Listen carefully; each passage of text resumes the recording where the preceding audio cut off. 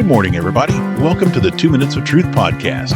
We're here every weekday at 6 a.m. on iHeart Radio, Apple Podcasts, and Spotify. You can also watch on YouTube tonight at 9 p.m. But for now, let's get this morning started. Get your coffee and get ready for the day ahead. It's 2 Minutes of Truth coming up now. Good morning, everybody. The Sabbath was made for man. A lot of people believe in keeping 9 of the 10 commandments, but for some reason, we've been brainwashed to think that keeping the Sabbath is a Jewish thing. It's not, and I'll prove it to you. This is part 1 of a 2-part series. When did God create the Sabbath? It was literally the 7th day of creation.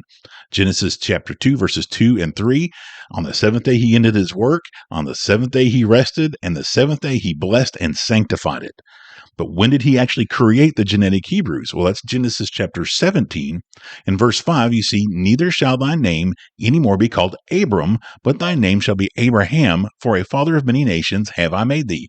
So I encourage you to read all of Genesis chapter 17. But in short, this is where God covenants with Abraham, and this is the beginning of the genetic Hebrews.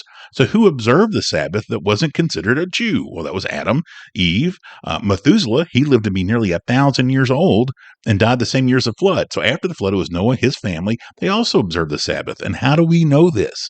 Because in Genesis 2:3, it says God sanctified the 7th day. That is, he appointed it to be holy. His people observed the Sabbath.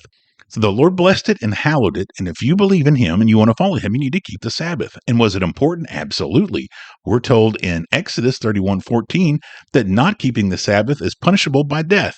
But this makes total sense because observing the Sabbath is a commandment contained in God's moral law. Sin is transgression of the law, and the wages of sin is death.